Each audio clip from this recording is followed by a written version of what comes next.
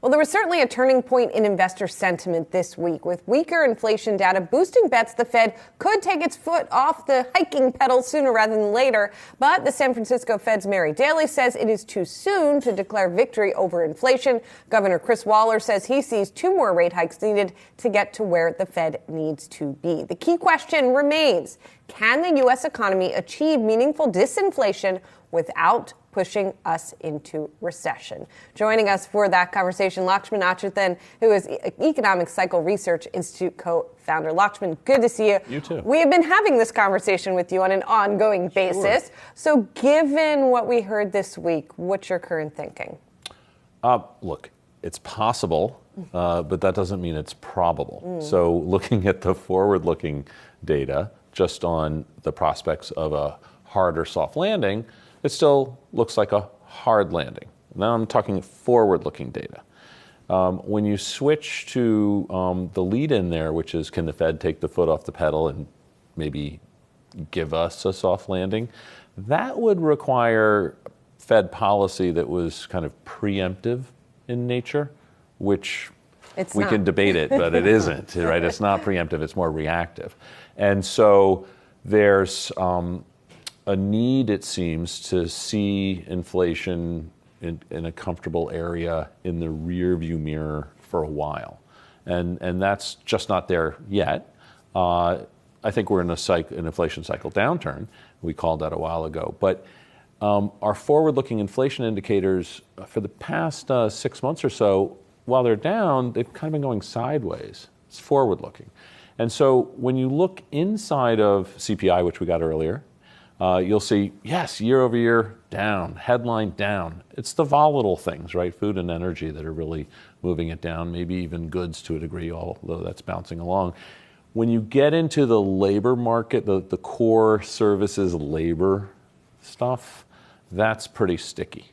And the Atlanta Fed has a wage tracker that's sitting at around 5.6% or so growth, and that's just going to be too hot for the Fed. So that's actually where my next question was going to go, which is how much of an unknown variable is a stronger labor market for the Fed's policy pathway right now?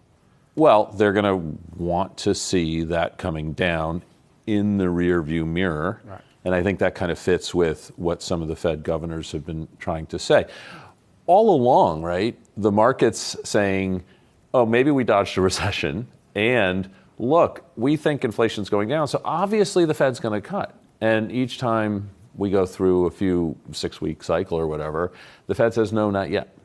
And they seem to be saying that pretty clearly here, so the expectations are of another hike. And then the question is what happens after that. What's quite interesting, though, is, as you're saying, the investors are pretty optimistic, right? They're saying risk on. No recession, soft landing. I saw a clip of you interviewing someone this morning, I think, and saying just no recession. Not this year anyway, maybe later, I don't know. And as someone who does this my entire professional life, I have to tell you, it's hard to make such a definitive statement like that. There's no real signs in the forward-looking data of a sustained revival in growth. At the same time, as we know, the recession keeps getting pushed off in time, right? I mean, I don't know if this was the conversation you heard, but one of the conversations we had yesterday with Lee Farage of State Street, he believes that a recession isn't coming till the second half next year, but he doesn't think the Fed is going to be able to cut because inflation is not going to come down enough, certainly not to 2%. So when it comes to timing the recession, kind of where are you on that question? Well, so my teacher was this man named Jeffrey Moore, Dr. Jeffrey Moore, who created leading indicators and helped define recessions. And he taught me when I was younger, you're doing very well as a recession forecaster if you can realize one's happening under your feet. So this idea of forecasting them, hey, that's not the normal thing to be able to do. And so there is a good prospect, I think, that the recession may have begun already.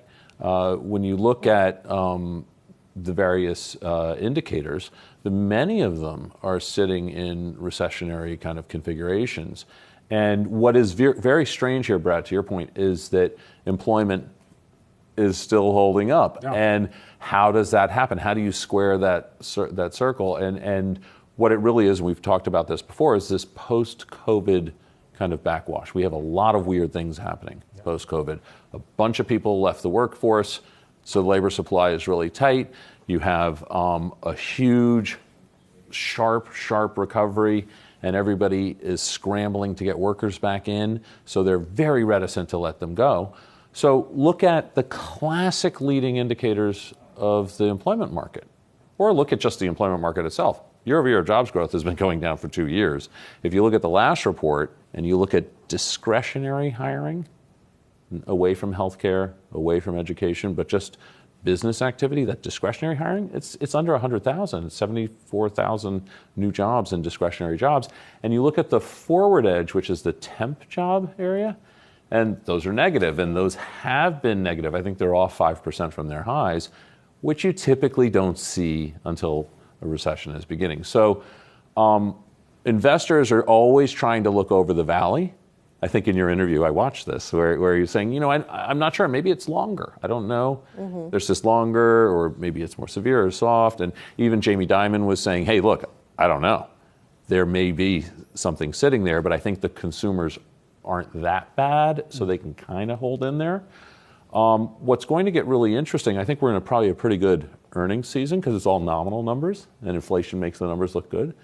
But as inflation's coming down, that's going to be a headwind on your earnings growth. Maybe we should do inflation-adjusted earnings. We do. So to your point, just lastly here on consumers, does what we've heard from the banks and their consumers and what they're seeing in the health of their balance sheets, the rate of spending, or even what we're hearing from a company like Delta and where they're seeing services spending continue to be strong, does anything about that signal Q3 2023 recession? Sure. It does. I think YOLO's going on, right? You only live once. This is the summer. Everybody still has access to credit and things like that, and so they're going for it. And you see that. I think even the banks, or the big banks, right? They're sitting there. They've been able to take out some of the smaller banks, and they have probably some pretty good customers, so they're comfortable for the time being extending them more credit. But credit contraction is a feature of a recession, and it kind of rolls through different areas. And it's been through a few spots in the economy, and it's going to continue rolling through. And therefore, it looks like there's going to be job losses ahead. That would be consistent with a recession. It would look something like an echo of what we saw in the 70s, where recessions began and job losses didn't happen until well inside the recession. And the consumers, there's this stuff, one of the really interesting wrinkles, there's a lot of fiscal pushback on post-COVID, right? So all that fiscal spending, and that's kind of normalizing slowly. There's supply chain things that are kind of normalizing slowly, and that's making it more confusing here. Yeah. But when you have, it'll be interesting, I know there was some news this morning on the student loan, forgiveness and all of this stuff. What happens there, because people have taken that payment money, which is around on the order of $400 a month, right, and used it for other credit spending. And so if that does come home to roost, that'll put some strain on your quality of loans. That is a question that we put to some of the execs, at least early on in this earnings season. Good. Lakshman, always a pleasure to get some of your time much. and insights. Lakshman Achuthan, who is the Economic Cycle Research Institute co-founder, joining us this morning.